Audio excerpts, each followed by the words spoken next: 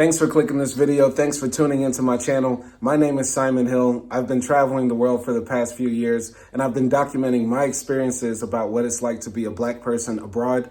And what I want to start doing on my channel is give light and more voices to other Black travelers out there.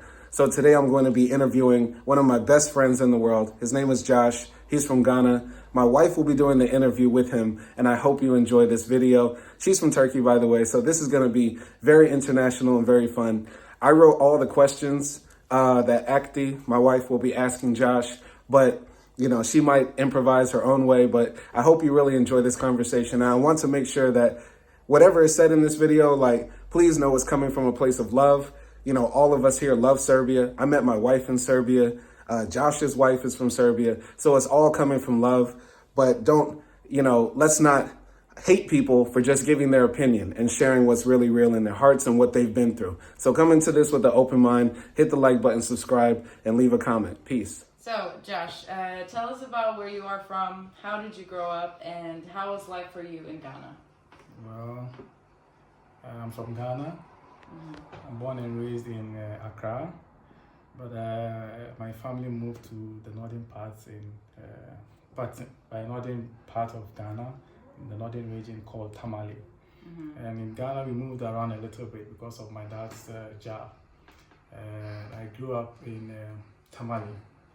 I started elementary school in Tamale, and then grew up to the junior high school. And so basically, I grew up in Tamale, and then I moved to the southern part in Kumasi. That's where I had my secondary school, and then that's where I went to my college. Okay. Were you like a middle-class family, or what were your parents doing? Even now they say Ghana is a bit difficult country, but my dad and mom sacrificed a lot for us. So put us through one of the best schools in Tamale, and then I went to one of the best schools in Kumasi in high school. Okay. And I also went to the boys' college, and everybody knows about the school. So, basically, life has been very good because of my parents' sacrifices that they made. So, I didn't really experience the tough life that, in quotes, they say most African kids go through. Okay. I was fortunate to go through an easy way, and life was good. Okay, and what did you study? I'm a teacher. Okay. I went to school to teach, to learn how to teach kids. So after college, I was posted to one region in the northern part. It's called the East Gonja region, where it's really, really remote, very rural. So I started teaching from the basic side with the kids with the ages of, I think, 4 to 5 years. And then I grew up into teaching the junior high school because most of the teachers didn't want to come to school because it's really remote, except you have for the passion for the job, except you have passion for the job to stay and teach. But at that time, when I went there, I realized that most of the kids were coming to school based on when they want to come to school, because most of their parents takes them to the farm so they can cultivate the maize, the yam, and then be able to sell and buy petty stuff for themselves. Okay. So even with that, because of the passion I had for the teaching and then how I grew up differently. So one way or the other, I was supporting them. It was like I was doing charity. Yeah. When I get some allowances, I buy football stuff for them. I buy pencils, books, and things like that. So that was where I actually developed this empathy to reach out and to give out when I have something that I think that I wouldn't use it immediately, or something that I wouldn't be of any benefit to me. I just reach it out to people who don't have that. So that's how I grew up, and that's how I went to the teaching. That's nice. Yeah. That's cute. I guess it's more like a psychological benefit than a money-wise benefit. Yeah. Okay. Well, growing up, it was a bit fun, and when I realized that most of the kids didn't have what I had, it got to a point where I felt like I needed more in life. I couldn't just stay there and stay there and stay there. So from that village called Salaga, my dad used to work there as well because he later switched into the education sector. I moved and then I decided to quit because I also needed to have a self-development because I didn't want to stay there for God knows how long, and time was passing. I was growing up as well. I needed to make some decisions for myself. So I left and then I went to the city, that is the capital, Accra. And that's where life actually began. Okay. Okay, that's nice. Let's go to the second question. What were your first experiences like going abroad? Well, you know, how do I begin with this? In Ghana, I mean, I'm somebody else. I mean, I'm a person that loves to see new places. So Before you start, can I ask you one question? Go ahead. Like, is it common that people from Ghana like to go abroad and live abroad and work abroad? It's Do a lot of common. people? It's common. I mean, growing up, we had people traveling to the USA, to the Canadas, to the Londons, and I mean, most Ghanaians would love to go to UK because of the colonization. So we know about British, what they do and things like that. And I mean, people love to travel, especially in Africa, and people love to travel from Ghana. But from my point of view, my dad wasn't the person who wanted to travel. I mean, he had opportunities to go, but he was like, my kids first, my family first. And if he's not going with all of us, he's not going anywhere. So that's how. But for me, I love to see new places. And then I started traveling around within Ghana because I found a job in Accra. I was a principal for one private school that was established. So I had to go through that phase to grow the school. So I had the opportunity to be the principal. And I took the advantage of being a principal and some time I could have to myself to travel around Ghana. So when you check my Instagram profile, you realize that I had so many people coming from Canada through my connections, let me put it that way. And I mean, from Queen's University, from Canada, they came in their numbers from the education sector just to come and have an experience of how we do our teachings in Ghana. And all these things were through my initiatives, my small initiatives. So I had the opportunity to move around in Ghana. I mean, I don't know where I don't know any tourist destination in Ghana. I don't know because I mean, I had time to myself. I had to because it was just full of work. At the time, I didn't have any serious relationships or any of this. So I was just dedicated to myself and then the work. So I used to travel a lot within Ghana. And then with the traveling abroad, well, growing in life, you meet people, you know. So I met someone, and then from there, my first experience, I traveled to Zanzibar. That was my first time. And since then, I have loved to travel, you know, because I realized that what I see in my home country is different from another country. But this country is just few miles away from Ghana, you know. So I was curious, and then I started moving from one place to another, slowly on my own pace. So that's how I started moving out to abroad. What other places have you been other than like Serbia and Zanzibar? Okay, so I've been to Ethiopia. I stayed there for a couple of weeks. I went to Rwanda. But I didn't stay for long. I mean, it was just a couple of days, and then because I was running out of cash, so I had to come back as soon as possible.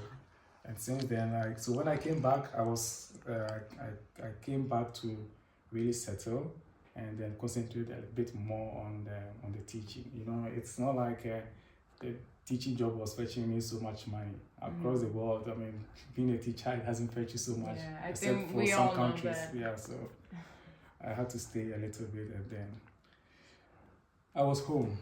I stayed home for 2-3 years, continuous, and then I had a friend that I used to talk to way back in Kumasi, and he was in the Middle East. So that is Qatar, Doha. And I had a conversation with him, and then he was an average guy, education-wise, he was on the average level. But I realized that when he went to Doha, he improved a lot. His life changed So I was excited about his improvement, you know. So I was curious. I wanted to know what is out there on outside the African continent. You know? Yes. So we spoke for a while, and then he told me he did some courses and all that. I said, okay, then why don't we give it a shot? So I stayed home in Ghana, and I did similar course, like occupational safety, you know, that kind of course with construction. These guys who have trainings to these laborers and advise them on the safety wise when they go into the field of construction and stuff like that. Okay. I'm trying to get the name accurately, but it's been a while, so That's okay. I'm going old. So I did similar course, and then I asked him if he could assist me with the visa and what to do, because with the Arab countries you need to have a sponsorship in order to get a visa. Some people can go depending on their passports, okay, but from Ghana I needed to have a sponsorship to get a visa, and then I opted for a freelance, so I don't get locked up under some organization. I needed to explore, find out what is good for me, what I can do. But you know, surprisingly, you would go there and then things are a bit different. So when I got there, it was a bit different, and I had to re-strategize my plans, my future plans, everything, you know. So I got this job as an HR executive into the same construction field. We were actually hiring blue collar jobs. These guys who are painters, who are masons, electricians. Then we give them out to other construction companies. Okay. You know, and then those that we take out all the way from their countries, we try to send them to Europe for fruit picking and stuff like that. So that's how I began my journey outside Africa. Okay. Well, other than like work, how was the past? Look, no. Let me say this again. Other than like working in a country abroad that is not in Africa, what was like your first impressions of like Qatar? Because I know like they're not like a white country, but then they're also like Arabs. So like how you know, do you think you were received when you went there? Received wise, you know, in Doha around that time, it was they were preparing for World Cup, FIFA World Cup. So they are, Qatar in general, if you ask me, it's really a beautiful country, no doubt. And weather, everything. You know, the thing is, at that point in time, people across the world came to Doha to work, to find something to do, to be able to take advantage of this soccer tournament that was going to be held, you know.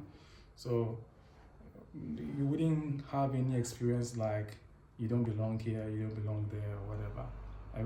The market was open, everybody was there to find something, whatever your hands can lay on to survive, you go in for it and then you survive. People, the Arabs per se, they are really, really nice people. Really, really nice, because I remember I got into a trouble, and then there was this Arab lady, very old woman. She welcomed me into her home, which is really, really rare, you know. Because I remember I went out to get some documents, and then when I came to her house, the son was like, "Are you high? What do you want here?" I was like, "I live here now." And then I was like, "Are you still high?" I said, "I live here." So quickly I called his mom, and the mom was like, "Ah, that's true, sure. I told you about him," and then I was like, "Oh, I'm sorry, come in," you know. She's really nice, but unfortunately I couldn't stay long with her because of other things came up, because I needed to leave Qatar at the moment, you know, because life goes on. So Qatar is really an amazing place. We meet a lot of people, Filipinos, Indians, Bangladeshi, a whole lot of people, and nobody's gonna be like, "Hey, you black guy, hey, you white guy." They don't care. Some people would, but it depends on, you know, with this kind of things, it depends on individual mindset. You know, no matter how education can go, but if you don't want to change your mindset, you will still be an asshole. You understand? Yeah. I'm sorry for my language, my words sometimes, but I think that's okay. yeah, but it's not like common. It's not common. You wouldn't find this kind of hate. It's not. Everybody's in to survive. So work. If you want to have a social life, you can. Why not? But you just need to be careful because they have their own set of culture that you need to respect. Yeah. Okay. So that's about it. Okay, thank you. Yeah. Okay, so let's see. When did you come to Serbia? What was your motivation for coming? Well, I didn't choose Serbia. I didn't. Serbia chose you. Serbia chose me because my wife is from here. So I met my wife. I didn't know she's Serbian. Wherever she could have come from, I didn't care because it's her. You know, It's love. it's about her. It's not about the country. So it was through work. We happened to work in the same company. I had to stay at her, look at her, you know, with that kind of mindset. And I got closer. And I realized she's a nice person. We spoke, and she found out I'm from Ghana, and I also found out she's from Serbia. So Serbia chose me, as she said. So during the COVID time, it was really difficult time. People lost their jobs and all that. I was lucky. I had a job at the time, but she lost her job and she had to come back home. It was a difficult moment because around those periods, that was when we were still getting to know ourselves. So we didn't have a choice. She had to come home. So she did. And we were trying this long distance relationship thing, hoping that we could make a concrete decision as to go home or as to go or to come to Serbia. So she can, whichever way we can come together. But I was a bit reluctant because I still needed to fulfill my plans, you know. I needed to fulfill my plans. I didn't want to consider this as an obstruction. So I was a bit reluctant to the plans that I had with her. But one time I woke up and she called me directly. Mostly she calls through the app and all that. But it was a direct call. And she was like, "Are you coming or not?" I was like, coming to where? I was like, "Are you coming or not?" So I knew that I needed to make a decision because I liked her, you know, I liked her, and so I made a decision. And then I had to cut everything short. Not suspend, but just to cut every plan off and then make a decision on coming here. So I got some papers together. She also got some papers together. I went to the embassy a couple of times. I actually became friends with some of them at the embassy. You know, there's this lady. Anytime she sees me, she's like, "You're going to Alexandra." I said, "Yeah, what can I do?" You know. So it was like that. From there, I realized that okay, Serbia. I did a little bit of research, but the Balkan region. But it's not like, you know, when they say, even as of now, people don't know Serbia. You know, when you say Serbia, they're so confused about the country. They don't know what they're thinking about the country and all that. So I did a little bit of research. I looked into it, but you can't find a lot. You know, we know Yugoslavia, everything, all these things they had. I don't want to say Yugoslavia bullshit, but all these things that they had before. Yeah. I wasn't interested because I didn't want to involve myself in it. I just wanted to come to a person, you know. So when I get to the person, whatever that is around the person, we will see how we can accommodate or adapt to everything that's around this person. So that's how come I came here. I got a visa, then I came in here. Okay, cool. You know, the things you do for love. Because Simon came to Turkey for me, so someone needs to do it. And I'm sorry, but it's usually the guys, maybe. I don't know. When you know, you know. So. Yeah. Okay, let's see. So we're gonna talk a little bit more about Serbia. And it is a great country. I love Serbia too, as well, by the way. So, of course, Serbia has many great things that we could talk about all day. But how do you think being a black man informed how you lived in Serbia? Serbia, it's a great country, if you ask me. Their way of life is quite different from some European countries. They are family-oriented, really family-oriented. And if you want to win the heart of a Serbian girl, respect the parents, especially the mom. So no matter how difficult the situation is, you need to respect the parents, especially the mom, because they see moms and let's say parents as very they play an important role in their lives, you know, even with decision making and things like that. So when I came to Serbia, when actually at the airport, the immigration officer, this lady was like, "What are you doing here?" I said, "I'm coming here." At the time, she wasn't my wife; she was my girlfriend. Yeah. So I said, "I'm coming to see my girlfriend." And I was like, she was just staring. I said, "I cannot go." I mean, I made a comment like, "Are you not going to allow me or what?" And then I was like, Yeah. "No, go." And then I was Okay. like, "Ghana." Then she gave me a tap. So everybody behind me, they were just smiling because I was the only African. I mean, I wouldn't even want to say black guy, the only African during that time when we were going through. So I came in, I met her. She came to pick me up from the airport. We drove home. I met the family. Everybody was nice. And it started from there. So we told them about our plans on getting married and all that. And immediately they accepted me, you know, because family needs to accept you. So they accepted me. I spoke with my parents as well. I mean, we actually had a deep conversation on the video and all that. And everybody was excited about the news. So we made arrangements and we got married. Okay, but like, how was life for you? How was life for you? Because you're still living in Serbia. Yeah, I live here. And like, what are some of the things that you have to deal with daily?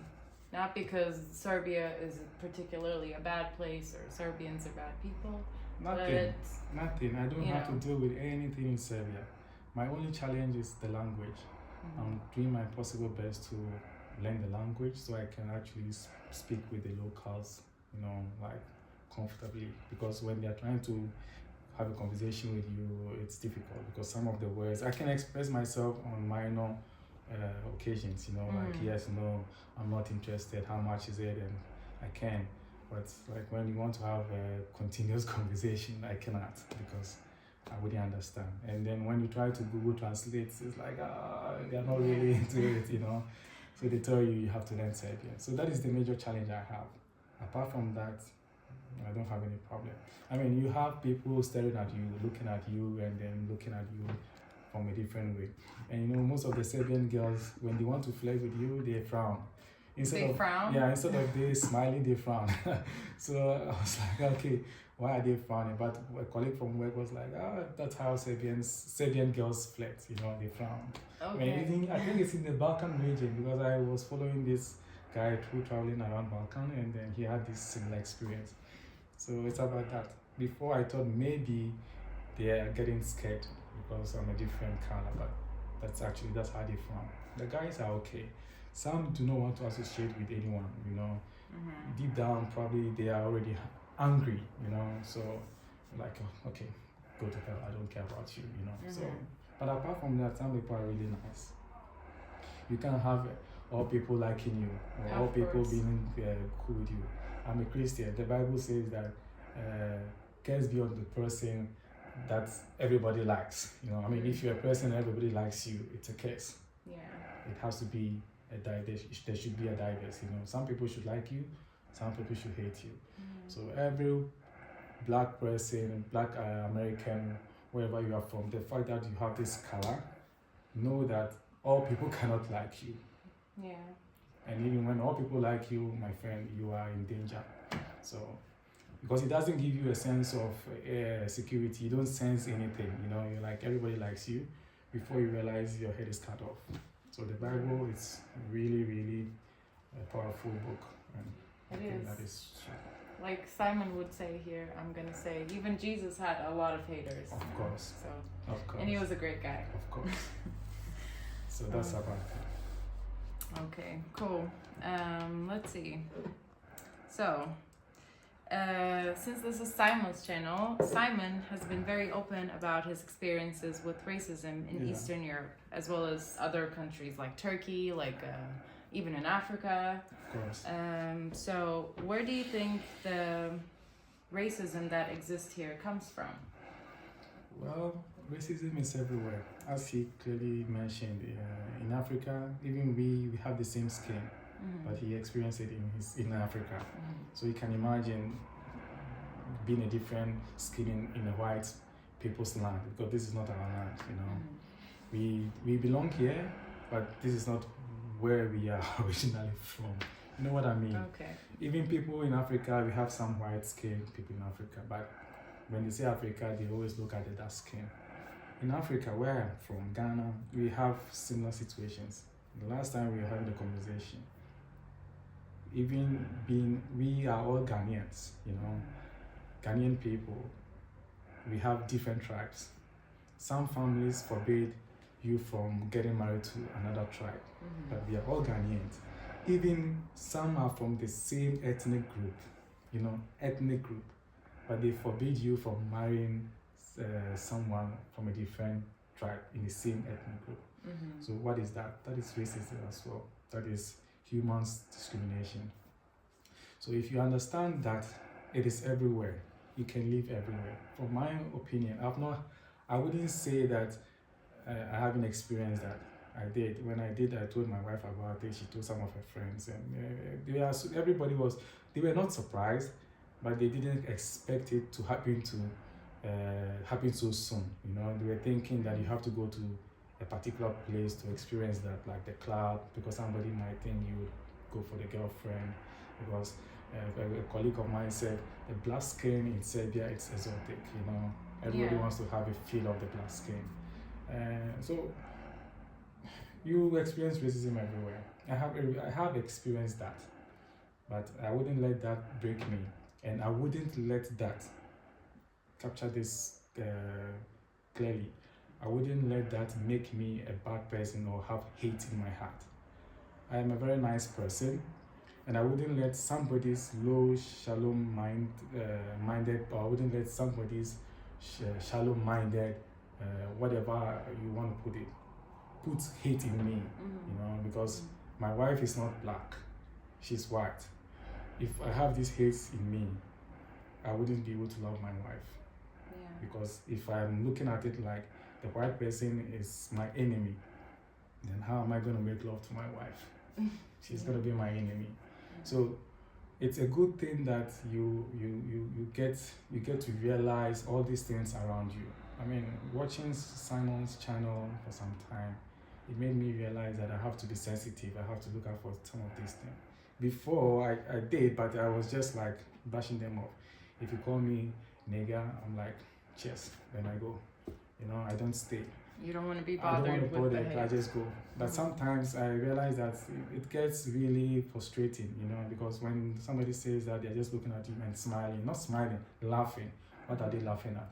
There are instances where you're just walking by and somebody is locking the door of his car or her car simply because that person is going through. Or you are on the street, somebody's holding the child's hand firmly because you are passing by. For whatever reason, I don't know. I don't want to think for them.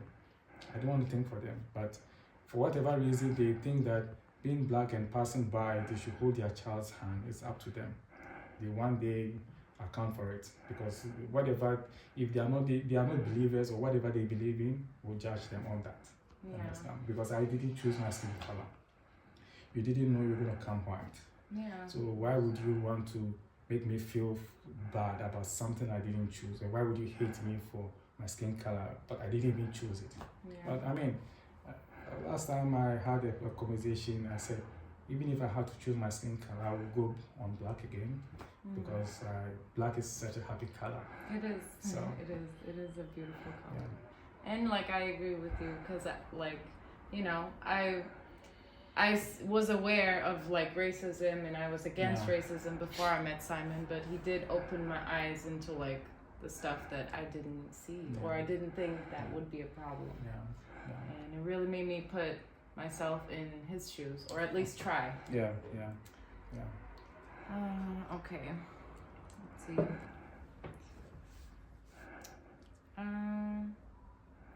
Do you think Serbia is a good place for other black people to visit or live in? Of course. Why not? It's a place. Everybody can live here. And it's also the planet Earth. It's part of planet Earth. If you want to live in Serbia, you can. You want to live in Kosovo, you can. Wherever you want to live, you can live. You just have to be security conscious, know how to take care of yourself, know what to do, know what not to do.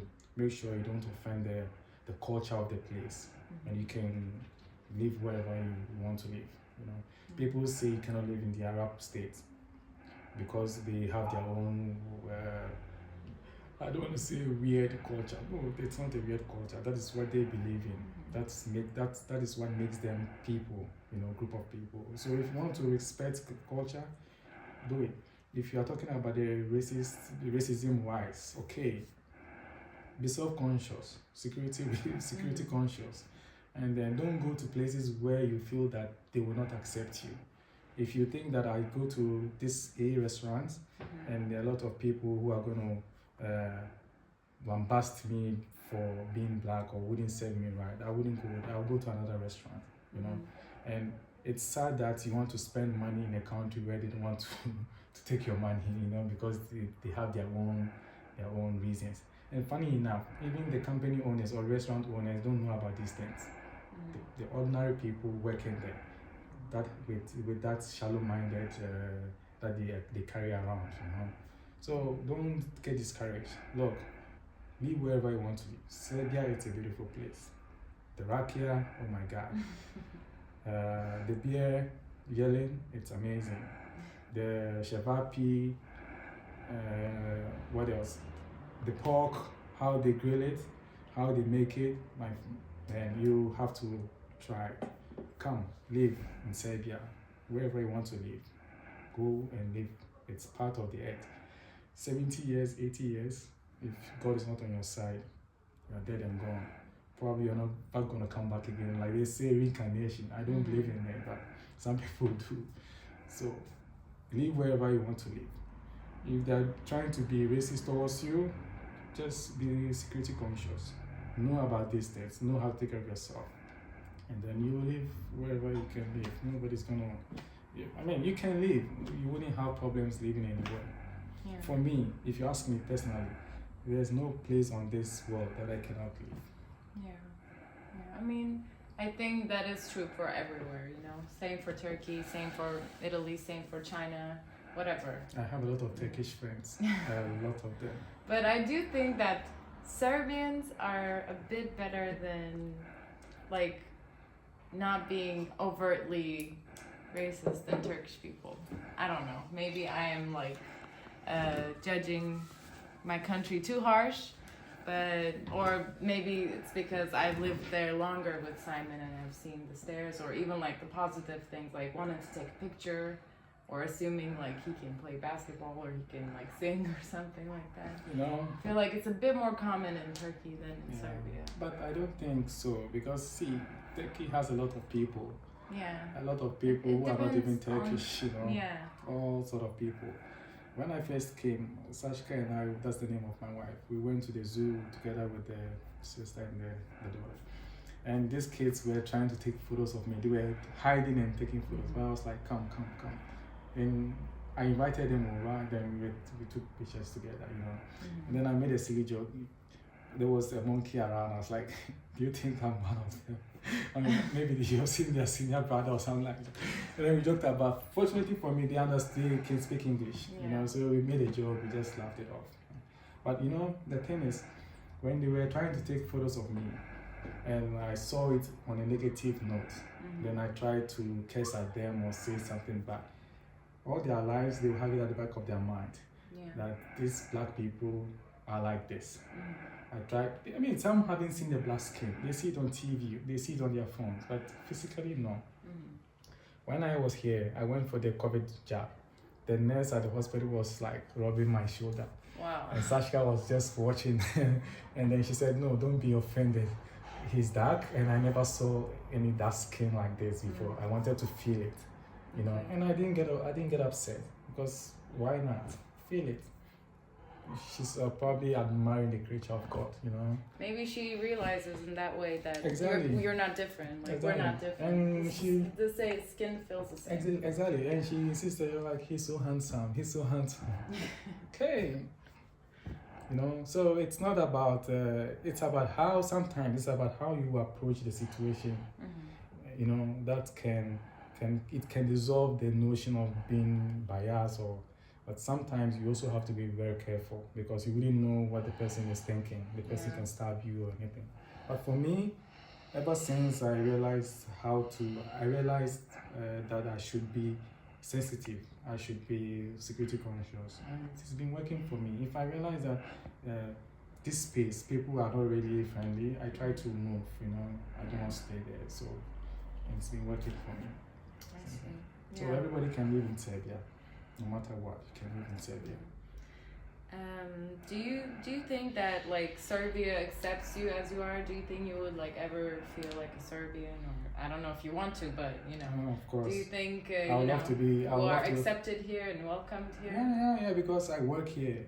My colleagues are all Serbians, and well, the first acceptance comes from the family I belong, because if they didn't accept me for who I am, being a black person, different culture, they wouldn't accept me to marry or allow to marry their daughter, It's their daughter's decision. But in every marriage, you need a blessing from both sides so that the marriage can work. Some people do not believe in these things, but for me, I'm a Christian. I believe in these things, and I want to keep it that way. So first, they accepted me. That is the first thing. Secondly, I applied for some jobs. Immediately, they called me. But I couldn't express myself in Serbian. It's like, man, I cannot help you. We need somebody who speaks Serbian. Until I found this current job that, they all speak Serbian, but the job is basically more on English, because it's an American company. And since then, I've been living here for the past 2-3 years. Don't get yourself into trouble. Trouble will not find you. Sometimes trouble can find you, but you can get your way out of it. Yeah. Sometimes there are situations that you can't just control. You can, yeah. Those people will come at you no matter how good you are and how I good you act. Yeah.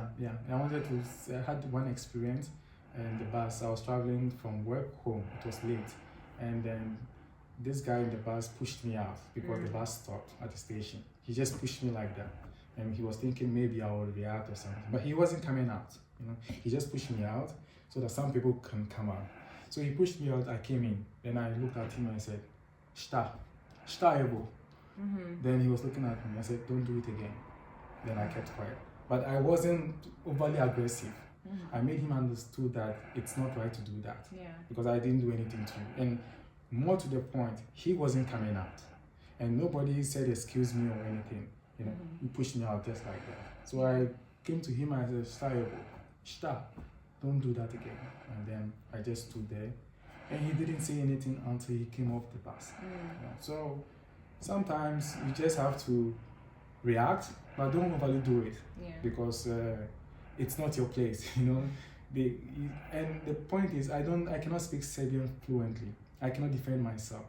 Assuming he attacks me, he's beating me, and I can defend myself yelling in Serbian that, why is he beating me? I didn't do anything to him. Is it because I'm a black person? Some people would understand or feel what I'm feeling, so they can help me. But he's beating you, you are saying, help me.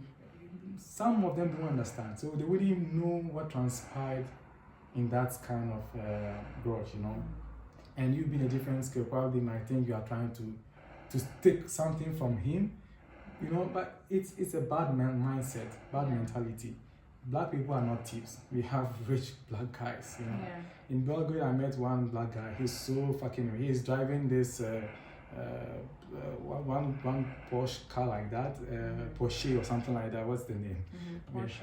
It's crazy car, It's really, really crazy car. And he's black, And surprisingly, he was around all these Serbian girls. So what then? I'm not surprised. Exactly. So we have rich people. And do I look like somebody who's going to steal from you? Do I look like a thief? It's not written on my forehead though, but you should be able to, you can see someone and assume that this person can be this or that. Know the person for who the person is, And don't just judge because of the skin color. And this world will be a better place. That's all I can say. Sometimes you can't really change what's in people's heart with shouting and being overly aggressive. But all you can do is maybe give them a hint of that they might be wrong, that they might be doing something bad. Okay, and let's see. Okay. Do you think being an African here is different than being a black person from the diaspora or the West? Do you think there are any big cultural differences? Well, African cultures are different from the West. You know, it's diverse, and you cannot compare the two. But when you look at it from on a thin line, we actually do the same thing. You know, just we have different culture. We all human beings do the same thing. Yeah, in its core, yeah, that is true. And with okay, Africans here, most of them that I have seen, it's either they are with Serbian women or they are in the school, you know, in the university. And well, some people also move here just because probably they have some issues back home they cannot handle, you know. I don't know, I'm not too sure with this research, but I asked some guys that I knew who are into this asylum stuff. Hardly would you find Africans seeking asylum in Serbia, except for one particular, just one of them, one. It's not like something. So everyone, the culture difference is there. And you know, when you talk about culture difference, it's a lot. You have a lot to talk about. The food, the marriage life, the relationship wise, you know, the money, the spendings, it's different. So I think maybe you should elaborate on one topic and then we can expand it. Okay, well, I mean, let me ask you this. What was the biggest culture shock when you came to Serbia?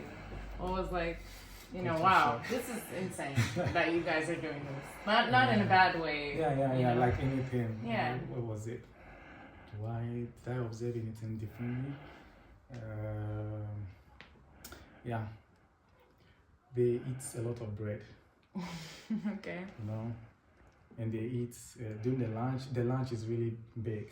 It is. And dinner or supper, it seems like breakfast.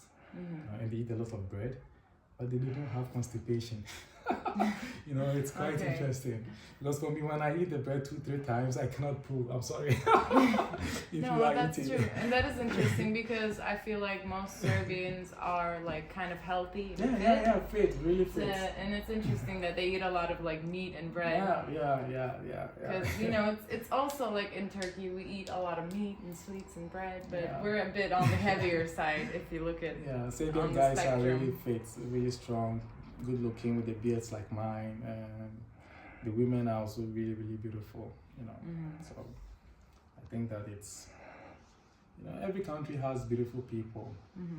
Some African ladies are amazing. The guys, look at me, I'm an African, black guy, Ghanaian. See how handsome I look. So you do look handsome. You are a handsome guy. So it's like that. But it's the bread, the way they eat the bread and they don't have constipation. I'm a bit wow about it. Okay. Do you have like any like cultural things that from Ghana that you miss? Like you feel like, you know, this cultural thing we have in Ghana was like so good and it's so right. And I wish maybe they had that here, or I just wish, you know, I could go back to that. Do you have anything like that? Way of life, you know. In Ghana, where I grew up, you can meet somebody on the street and have a conversation, you know. And I think it's this Western problem because people think that I don't want to involve myself in your business, you know. But it doesn't make us humans. It doesn't make us live. Where I come from, your neighbor, you can talk to your neighbor for as long as you want or as long as you can. It makes you live, you know. Even if when you are depressed, we have depression in Ghana, but the rate is really low because you will have somebody to talk to. In the Western part, you need to book an appointment to talk to somebody, you know. Yeah. And you see people just walking, even when you say hello, they are not. I would say this cultural difference, I'll go back to it. At my workplace, anytime I'm entering the office, I say hi to the people around because we have other offices, you know. And they see me and then I say hi, they don't say anything, they don't wave back, you know. They see it as strange because they don't do it here. It's not their culture. But you know what I did? I continued doing it.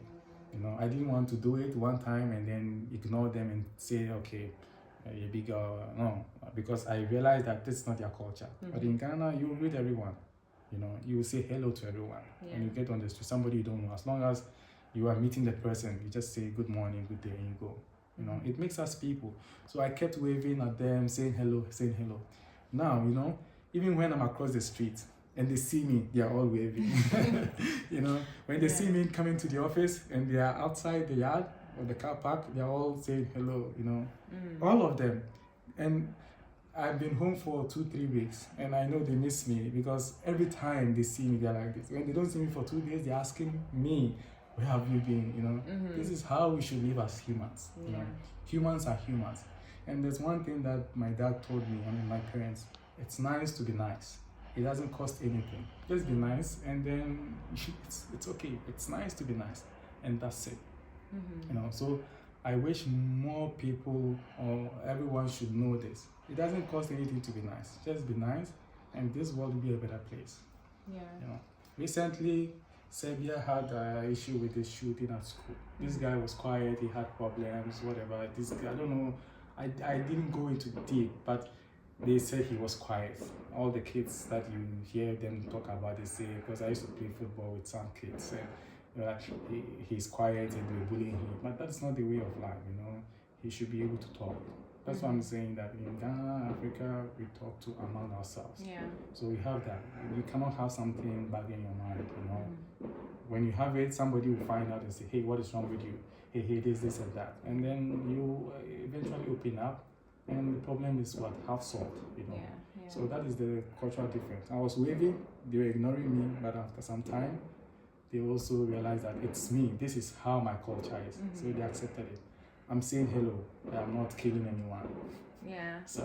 No, that's very nice, and I can relate to that a little bit because I grew up in a small town in Turkey, and you know it's also like that. You know your neighbor. You know like the market guy that you go to every day. And it's a beautiful feeling, you know. You have, you know, a lot of like people that you know and just say hello on the street and just ask how are you. Yeah. And then like when I moved to Istanbul, which is a huge city, it's not like that. It's more like Serbian culture there because nobody kind of greets each other, and you know it's a big city. Yeah. So yeah, I can relate to that. There's a different type of sweetness. Of course. In that community feeling. I'm excited, you know what I'm talking about. Okay, let me see. Yeah. Do you think that the mentality of people here can be changed to be more accepting of non-white foreigners, or do you think it already is? Well, you know, most people, especially the youth, most of them are changing this mindset that you are this, you are that, you have a different color, you don't belong here, you don't belong there. It's all about education. We can do our part in our small way, you know, as Simon is doing.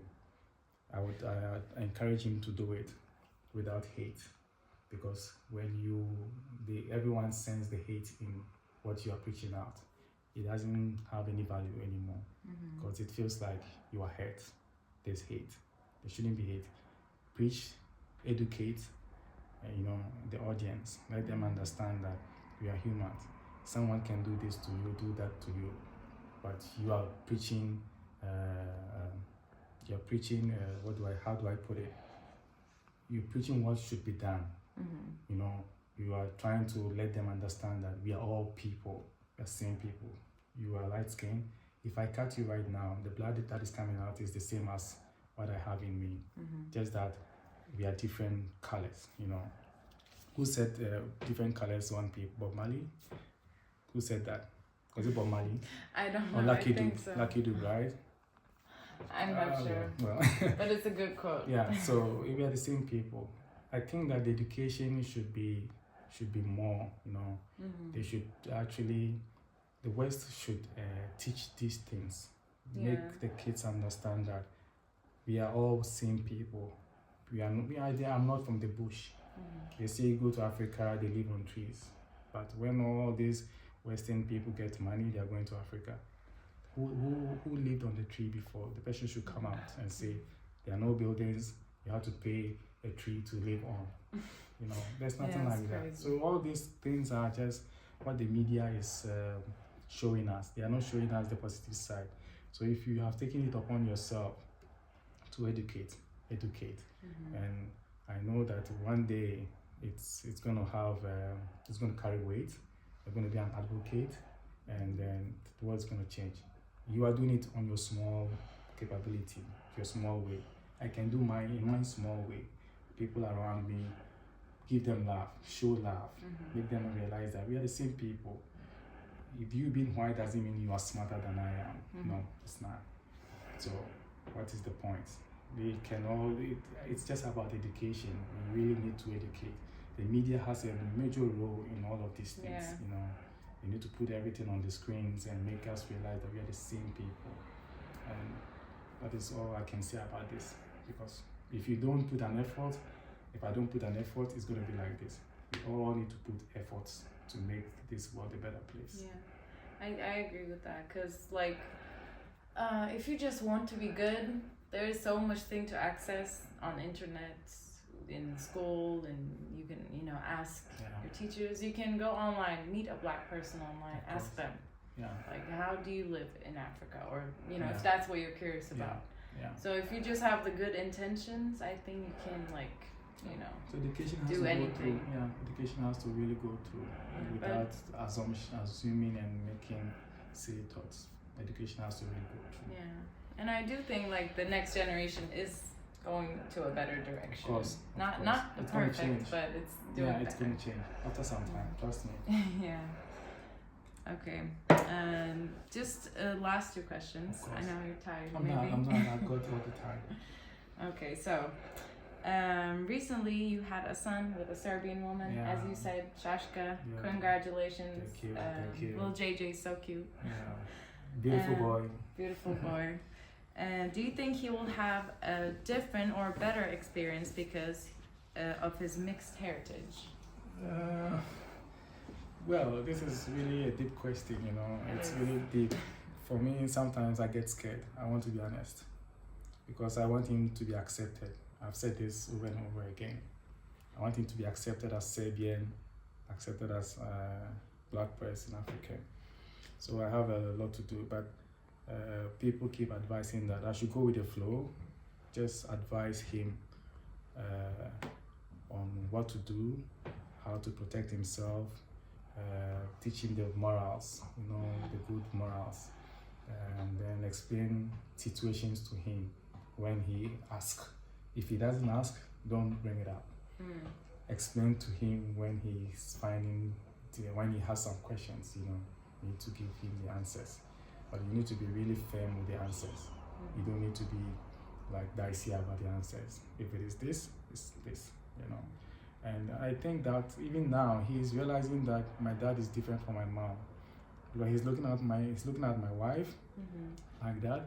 He's looking at me like that, you know. Because with the kids, when they are growing up, 2 months, 3 months, they show them this black book just to be able to get their eye, have a concentration, you know. So he's looking at Sashka like that, and then looking at me, and then, you know, so he's trying to have his own explanation as to why this is dark, you know. But I mean, with kids, they sense everything. When I'm talking, he realizes that my dad is around. You know? So I think that it has to do with talking, being there for the child, being there for him. Whatever questions he may have, I should be available to give answers, and the answers has to be straight. And then parents needs to play major role in this kind of situation, because my wife and I need to be on the same page. Yes. You know, that's the most important thing. Because if I am telling him that, hey, you are an African and that's the best thing you could ever have, if she's telling her differently, this guy is going to be confused. And in the end, he's going to take an advice from somebody on the street who maybe would go for one side, and that is dangerous.